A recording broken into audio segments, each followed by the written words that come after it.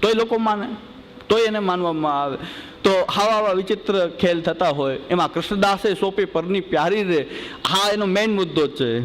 હરિપરીને આવા મુદ્દા ઉપર રજૂ કરે ત્યારે વાર્તા તો એટલી ઊંચી છે કે ભગવદ ભક્ત હતા, એમની પાસે કાંઈ હતું નહીં, વૈષ્ણવ આવ્યા, એમની પાસે કાંઈ એમને લેવડાવવાનું કાંઈ નહીં, વૈષ્ણવ આવ્યો તો સમાધાન કેમ કરવું, કોઈ એવી આર્થિક પરિસ્થિતિ એવી નબળી. પણ એમના જે સ્ત્રી હતા કૃષ્ણદાસજીના, એના ઉપર એક વાણિયો બહુ આસક્ત હતો. એ વારંવાર એમને એ પ્રકારથી એ ખરાબ નજરથી જોતો અને એ ધંધો કરતો અનાજનો, કે એની દુકાન હતી મોદીની, તો બહુ ખરાબ દૃષ્ટિથી એના ઉપર દૃષ્ટિ કરતા. અને ત્યારે ઘરમાં વૈષ્ણવ આવ્યા, એટલો બધો વૈષ્ણવમાં પ્રેમ કે વૈષ્ણવ આવ્યા એને આપણે કાંઈ સન્માન ન કરી શકીએ, એને કાંઈ લેવડાવી ન શકીએ. ત્યારે એમણે કૃષ્ણદાસજીને એમની સ્ત્રીએ વાત કરી કે આજે તો બરાબરની કસોટી થઈ છે, પણ આ વાણીઓ જે છે એ કાયમ આવી ઓફર કરે છે. તો આજે આ વૈષ્ણવ તો આપણા આત્માના સંગી છે, આ દેહ જે છે દેહ તો એ વારંવાર મળે છે ને વારંવાર, આ તો આત્માના સંગી છે, વૈષ્ણવનો તો આત્મધર્મ છે. તો આ એની સામે આ દેહ તુચ્છ છે, અને દેહનો આનંદ કદાચ વાણિયાને આવતો હોય તો વૈષ્ણવનું સન્માન થાય. તો આજે આ દેહ માટે કામમાં આવતો હોય તો આજે દેહનો ઉપયોગ થાય. આવું મનમાં વિચાર આવ્યો. એમણે પોતાના પતિને વાત કરી. પતિ કહે છે બહુ સુંદર વાત છે, કાંઈ વાંધો નહીં, આપણો આત્મધર્મ નિભાવવો છે, આપણી પાસે કાંઈ છે નહીં. આનો એટલે હું જાહેરમાં કહી દઉં છું, મને કાંઈ વાંધો નથી, કારણ કે તમે બધા વૈષ્ણવ છો, આ પુષ્ટિ માર્ગમાં રહેનારા છો, અને પુષ્ટિ માર્ગની વાત પુષ્ટિ માર્ગીઓ વચ્ચે કરવામાં કોઈ વાંધો હોવો જોઈએ નહીં, કારણ કે કોઈ પુષ્ટિ માર્ગી ફસાય નહીં, એ આપણા જ ભાઈ બહેનો છે, કોઈ આવી ઝાડમાં ફસાય નહીં કે એમના જીવનનું અકલ્યાણ ન થાય. એટલે એટલા સદાશયથી આ વાત કરું છું કે આ વાર્તામાં આવે જ છે, 84 વૈષ્ણવની વાર્તામાં એ સ્પષ્ટ છે. પણ એની એંગલ તો તમે સમજો નહીં તો કંઈક ઉલટી એંગલથી વાત થાય છે આખી, અને એનો આખો ઉલટો પ્રભાવ આવી જાય છે કે જો દેહ સોંપવા તૈયાર થયા ને, દેહ તો તુચ્છ છે, દેહ તો બળી જવાનો છે, ભસ્મ થઈ જવાનો છે. તો કોઈ ભગવદીના કામમાં આવતો હોય, વાણિયા માટે તૈયાર થઈ ગયા, તો ભગવદીને શું વાંધો? આ વાર્તામાં લખેલ નથી, પોતાની રજૂઆત છે. વચ્ચે થોડીક વાર્તા ચાલે ને થોડુંક પોતાનું ચાલે, વાર્તા ચાલે ને પોતાનું ચાલે, બે ભેગું ભેગું ચાલે, ગોળ ગોળ ગોળ ગોળ આખી વાત થાય. તો આ પ્રકારની વાત છે. તો એમણે પતિ તૈયાર થઈ ગયો કે આજે વૈષ્ણવને પણ ખબર ન પડવી જોઈએ એમ એ પત્ની એમના તૈયાર થઈ, શૃંગાર સજી, અને વરસાદ ખૂબ વરસતો હતો. એટલે કીધું જો વરસાદના ગાળા કીચડવાળા પગ વગેરે થઈ જાય તો એમણે એમના પત્નીને ખંભા ઉપર ઉચકી અને વાણિયા પાસે લઈ જવા તૈયાર થયા. અને વાણિયાનો દરવાજો ખટખટાયો, ખંભામાં ઉચકીને લઈ જાય છે એનો પતિ, અને આખું આ ઉલટું કરે છે. ઘણા પોતાના પછી પત્નીઓને સોંપવા માંડ્યા ભગવદીઓને. અરે ભાઈ મૂર્ખતાઓમાં આ વાર્તાનો જે ક્લાઇમેક્સ જુઓ, વાર્તાનો ક્લાઇમેક્સ જુઓ. આવા ભાવલા ન બની જાય વાર્તા સાંભળી કે બધા પત્નીઓને સોંપવા માંડે ભગવદીઓને. પણ ભગવદીઓ હોય પેલા વિષય વાસનાનો લંપટ હોય, પેલી એ વાત છે. એની એવી દ્રષ્ટિ હોય, એની દ્રષ્ટિ તો આવી હોય જ નહીં. તો મારી પાસે એક કેસેટ છે ભગવદીની, આવી વાર્તાની એક કેસેટ છે. એક જણાએ ટેપ કરી દીધું. મોબાઈલના સાધનો અત્યારે આવ્યું કે બાપાઓને તકલીફ છે, હવે બહુ ધ્યાન રાખવા જેવું છે બાપાઓએ. ઓલા કેસેટ આમ ચાલુ, મોબાઈલમાં રેકોર્ડિંગ ચાલુ કરી દીધું, અને પછી સીધું મને સંભળાયું. મેં કીધું આ તારી પાસે જ રાખજે, આપણે બે સાંભળીએ, સારું છે. આ પ્રદર્શન કરવા જવું નથી, આનાથી કંઈક ઉલટું કંઈક ઘોબાળો થઈ જશે બહુ મોટો. મારી પાસે એક કેસેટ મેં સાંભળી, શ્રવણ કરી, ગુડ ભગત વાર્તાની. એ કે બધું આડું બોલવા માંડ્યા એટલે કે મૂકી દીધું ચાલુ. એટલે હવે બાપાઓએ ચેતી જવું પડશે કે હવે તો રેકોર્ડિંગ ગમે ત્યારે ગમે આ થાય, પછી ગુપ્ત નહીં રહે, યે રસ પ્રકટ કીએ રસ જાય, આ બધો રસ પ્રકટ થઈ જશે. એટલે હવે તો આવું થઈ ગયું. લાઈટ ચાલુ કરી દીધું, અને પાછું વચ્ચે વચ્ચે પૂછે, પ્રશ્ન પૂછે કે આ મહાપ્રભુજી એમ આજ્ઞા કરે છે કે વિષયાક્રાંત દેહા નામ નાવે છે સર્વથા હરે, એ શું? એ વાત સાચી જ છે ને. વિષયાક્રાંત દેહા નામ નાવે છે સર્વથા હરે કીધું છે ને મહાપ્રભુજી, એ વાત જ સાચી છે. વિષયાક્રાંત દેહા નામ નાવે છે સર્વથા હરે, આ વિષય છે જ નહીં. આ તો અલૌકિક. લૌકિક હોય તો વિષય હોય ને, આ તો અલૌકિક છે. આ એમ સોલ્યુશન આપ્યું પાછું, એ તો વિષય આક્રાંતિ. હા ના, વિષય તો ન જોવો જોઈએ, વિષય નથી આ તો અલૌકિક, રસરૂપ, ગુડ, ભાવાત્મક. એટલે એમ છે એમાં કોઈ વિષય નથી. વિષય બુદ્ધિ એમાં કરાય જ નહીં. એ તો બહિર્મુખ લોકોને વિષય દેખાય, ભગવત અભિમુખ લોકોને વિષય ન દેખાય. એમાં વિષય નથી, એ તો અલૌકિક ભાવનાઓ છે. એ તો પાત્ર હોય એ જાણી શકે, અનુભવી બિના અનુભવ કાં જાન નહીં. જાકો પિયા નહીં ચિત્ત ચોરે, પ્રેમ કે સિંધુ કો મર્મ જાન્યો નહીં, સુર કહે કાં ભયો દેહ બોરે. આમાં તો દેહ બોલો તો ખબર પડે. થોડાક આમાં જબોડિયા ખાઓ તો એમને થોડી ખબર પડે. આ બધા એવા રહસ્ય છે, ગૂઢ રહસ્ય છે. હવે આ વાર્તાનો ક્લાઇમેક્સ કહી દઉં કે આ વાર્તાનો હકીકતમાં હવે ક્લાઇમેક્સ શરૂ થાય છે. આ વાર્તામાં એ દબાવી દેવામાં આવે કે વાણિયાને દરવાજા ખોલ્યા કે તું કહે છે ને દર વખતે જો આજે લઈને આવ્યો છું, પણ મોદી તું કાંઈ ઓલું બધું અનાજ વગેરે જે કાંઈ જોઈએ આપી દેજે તો વૈષ્ણવનું સમાધાન થાય.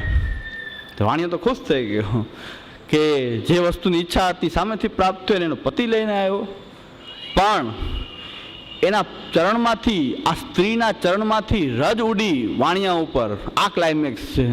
વાણિયાની બુદ્ધિ ફરી ગઈ કે આ તો મહાન આવા ભગવદ ભક્ત છે અને હું આવી બુદ્ધિ કરતો હતો આની ઉપર. એ તો પગમાં પડી ગયો કે તું તો મારી માતા છો.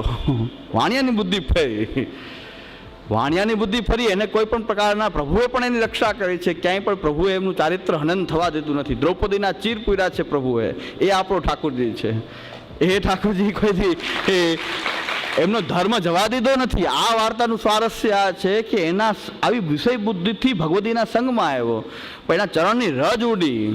નકર એને ભગવદી તો ખબર નથી કે આ ભગવદી છે. એને તો એના રૂપથી જ મોહિત હતો, ખાલી રૂપથી મોહિત છે. પણ એના ચરણની કંઈક રજ ઉડી અને વાણિયાને લાગી તેની બુદ્ધિ ફરી ગઈ કે હું શું કરી રહ્યો છું. આ તો મહાન આવા ભગવત ભક્ત છે ને આવું એની સામે દુષ્કર્મ કરી રહ્યો છું. મને આમાંથી બચાવો, હવે હું તમારો છું, હું તો તમારો માતા રૂપ દેખાવો છું.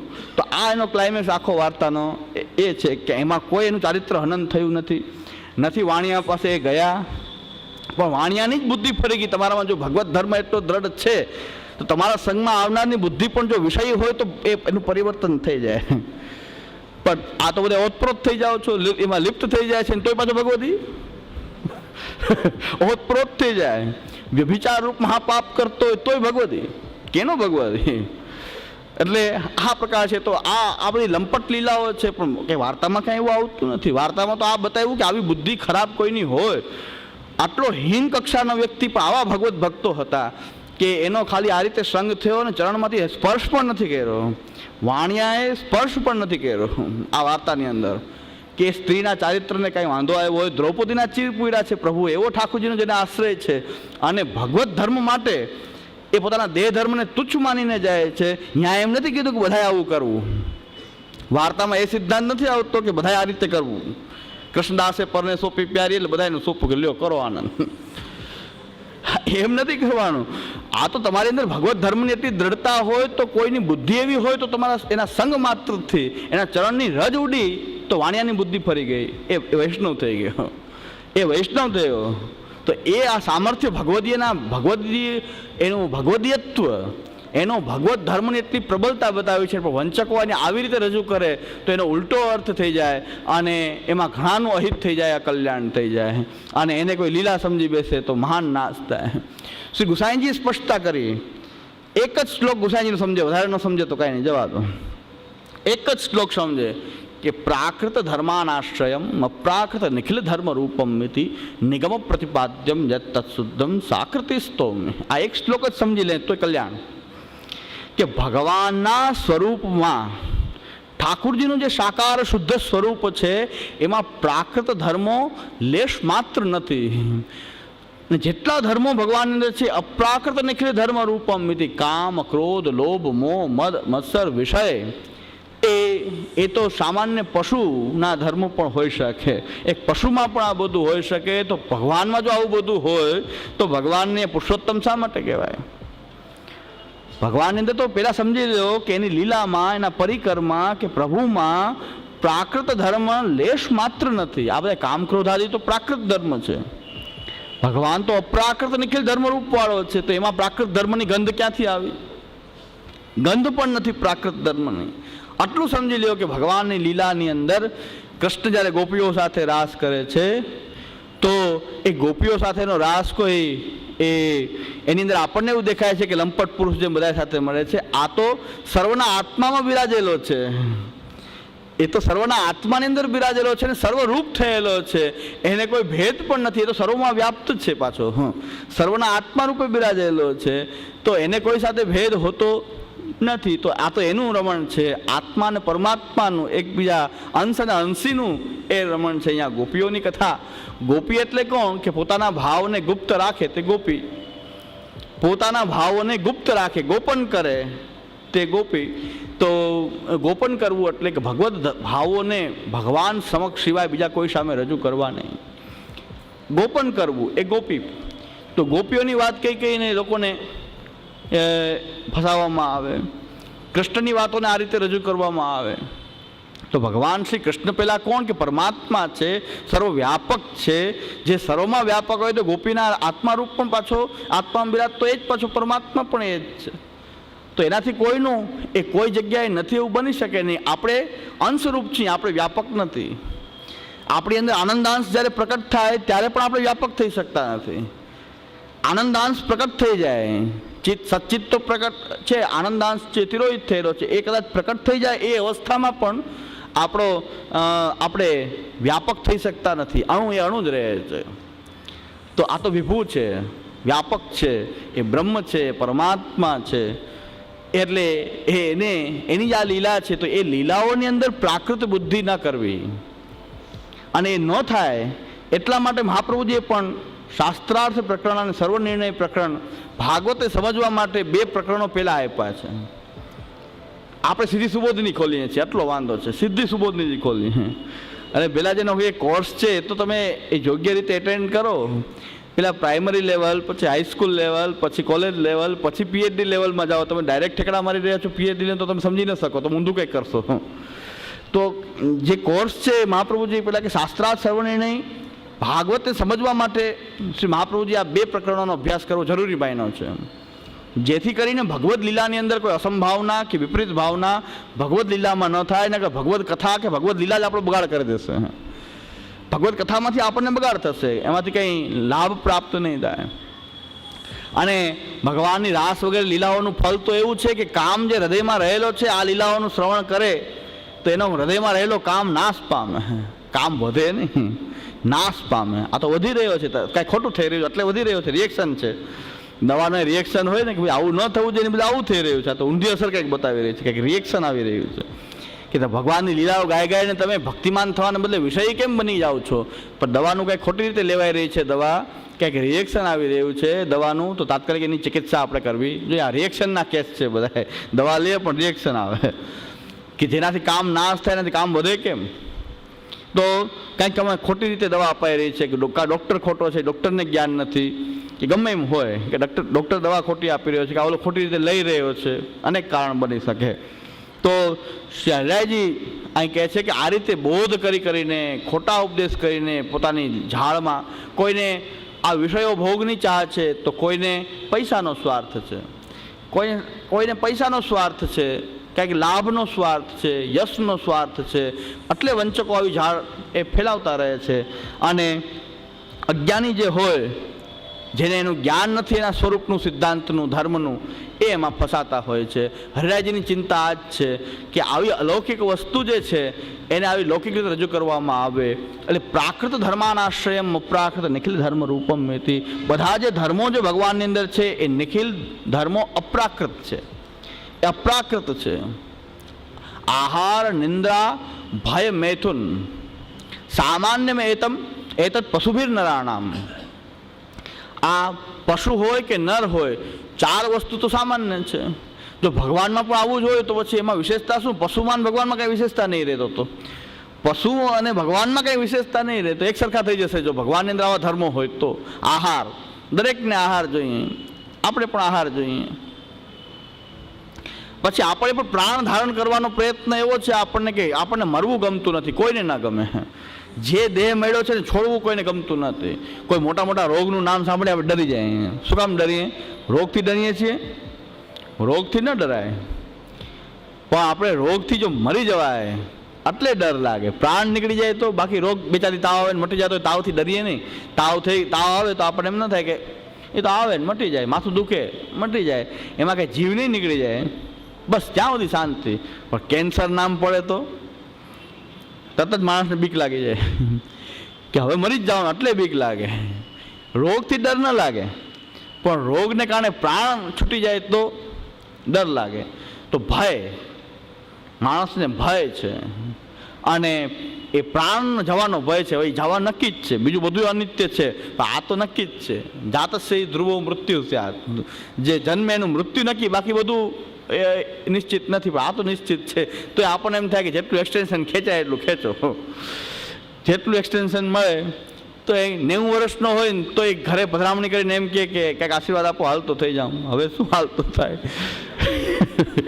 હવે ભગવત નામ શ્રી કૃષ્ણ નામ કરો, હવે હાલવું નથી આપણે, ઘરે બેઠા એ સારા. તો એને હજી એમ તો છે કે 90 વર્ષે હજી મરવું નથી એને, હજી હું સાજો થઈ જાઉં. 90 વર્ષે પણ હજી એની અપેક્ષા એમ છે કે સાજો થાઉં. અને આપણે પણ કદાચ પથારીમાં પડે તો આપણને પણ એમ થાય કે સાજા થઈ જાય, ભલે 90 વર્ષ થયા હોય, પણ આપણે 90 વર્ષે થાયકા નહીં હોય હજી. હજી થાક નથી લાગ્યો અને આપણે થાકી જાય કે હવે કેટલું ખેંચવાનું. તો 90 વર્ષ થાય તો હજી એમ કે આશીર્વાદ કંઈક આપો, હાલતો થાઉં. હવે હું આશીર્વાદ, ભગવત નામ લ્યો, શ્રી કૃષ્ણ શરણમ શ્રી કૃષ્ણ, આશીર્વાદ શું હોય બીજા? તો પ્રાણ ધારણ કરે, એમ કે જેટલું એક્સટેન્શન મળી જાય એટલું ખેંચો. મરવું તો છે, એ જાણે છે કે મરવું તો છે જ, અને ખબર છે કે જેટલું જીવાય એટલું જીવવાનું નથી. 180 વર્ષ થવાનું નથી, હવે 90 પાસે બીજા કાઢવાના તો નથી, એ એને ખબર. પણ જે 2-5 વર્ષ 10 વર્ષ જે એક્સટેન્શન મળે એ કાઢો. એની ઈચ્છા તો એમ છે કે 2-5-10 વર્ષ હજી નીકળી જાય. એને એટલી તો ખબર પડી ગઈ છે કે હવે જેટલા કાઢ્યા એટલા પાછા નીકળવાના નથી, હજી 90 બીજા નથી મળવાના. પણ જે 5-10 વર્ષ ખેંચાય.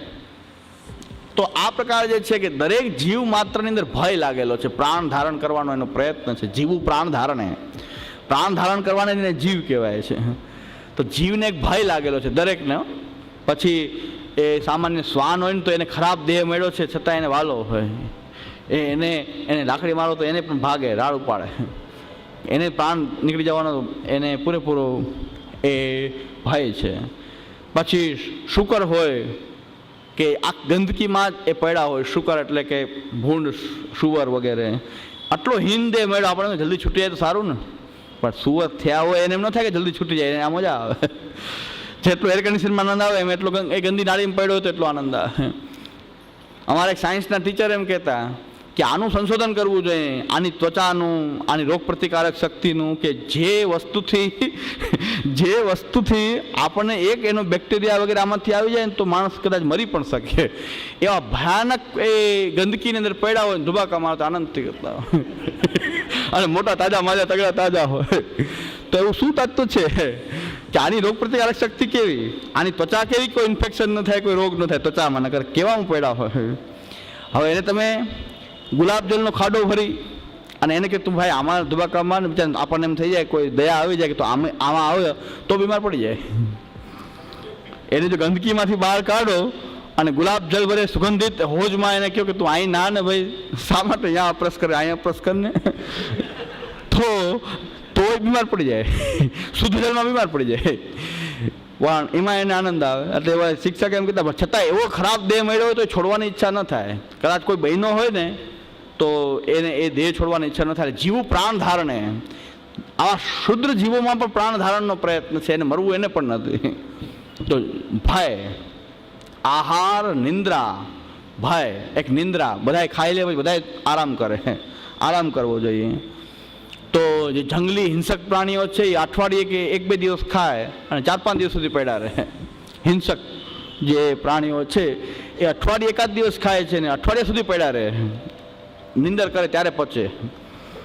8 દિનનું ભેગું એકવાર એ લે એને જે ખાવાનું છે આહાર, અને 8-8 દિવસ સુધી એમને પડ્યા રહે. તો એ પ્રકાર જે છે એ નિંદ્રા, બધાને નિંદ્રા થોડી જેટલી જેની હોય એટલી બધા પ્રમાણમાં બધાને નિંદ્રા જોઈએ. અને બધાને વિષય ભોગ જોઈએ, મૈથુન. એ વિષય ભોગ જે છે પ્રાણી માત્રમાં સહજ છે, હવે ભગવાનની લીલામાં જો ચાર વસ્તુ જ બધી જોતા હોય, આહાર નિંદ્રા ભય મૈથુન, તો પછી ભગવાનમાં પશુમાં ભેદ કાંઈ રહ્યો નહીં. આટલું સામાન્ય બુદ્ધિથી વિચાર કરે તો પણ ભગવાનની અંદર કંઈક વિશેષતા હોય, આ ધર્મ ન હોય તો એને ભગવાન કહેવાય. તો એ શ્રી ગુસાઈજી કહે છે કામ, ક્રોધ, લોભ, મોહ, મદ, મત્સર, અહંતા, મમતા વગેરે જે કાંઈ પણ દોષો પ્રાકૃત છે, પ્રકૃતિજન્ય છે, એ દોષો ભગવાનની અંદર, એના શ્રીઅંગની અંદર પણ આપણા જેવું શરીર નથી ભગવાનનું. એ આનંદ રૂપ છે, આનંદમય વિગ્રહ છે. હાડકા, માંસ, રુધિર, ચામડા એ આપણા મનુષ્યમાં કે પ્રાણીઓમાં હોય એવું શ્રીઅંગ નથી પ્રભુનું, એ આનંદમય શ્રીઅંગ છે ઠાકોરજીનું. તો પ્રાકૃત ધર્માનાશ્રયમ અપ્રાકૃત નિખિલ ધર્મ રૂપમ મિતિ, બધા જ અપ્રાકૃત ધર્મો, ઐશ્વર્ય, વીર, રસસી, જ્ઞાન, વૈરાગ્ય, એવા અલૌકિક ધર્મો ભગવાનની અંદર બિરાજે છે. તો આવા પ્રભુના પરિકર પણ એવો સ્વરૂપેણ અવતારેણ લિંગેન ચ ગુણેન ચ તારતમ્યમ સ્વરૂપે દેહેવા તત્ક્રિયાસ્વ તથાપિ આવતા કાર્યમ તાવત તસ્ય કરોતિ. તો ભગવાનનો જે લીલા પરિકર છે, ગોપીજનો, વૃદ્ધ ભક્તો જે કાંઈ પણ છે, એ પશુ, પક્ષી, વૃક્ષ એ પણ એનો અલૌકિક પરિકર છે. પશુ પક્ષી પણ સામાન્ય નથી.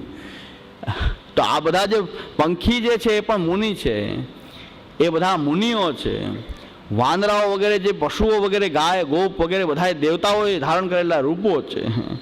અને જે વ્રજભક્તો જે છે એ પણ બધા ગોપીજનો પણ સ્વરૂપેણ અવતારેણ લિંગેન ચ ગુણેન ચ તારતમ્યમ સ્વરૂપે દેહેવા તત્ક્રિયાસુવા, સ્વરૂપથી, અવતારથી, ચિહ્નથી, સામર્થ્યથી બધું જ એ ભગવાન જેવા છે.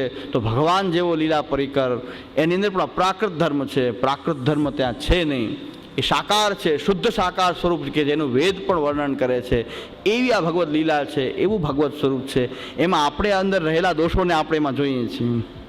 કમળો હોય એને પીળું દેખાય, જેની અંદર કમળો વ્યાપ્ત થઈ ગયો છે એને બધું પીળું દેખાય. પીળું હોય નહીં તો એને પીળું દેખાય. તો જેને કમળો હોય, જેવા ચશ્મા ચડાવ્યા છે તમે, એવું તમને દેખાય છે.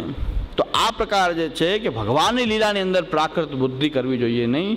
ભગવાનની લીલામાં પ્રાકૃત ધર્મ હોતા નથી. કોઈ એ રીતે ભગવાનની લીલા વર્ણવતો હોય તો એને વંચક જ જાણવો જોઈએ, દુષ્ટ જાણવો જોઈએ.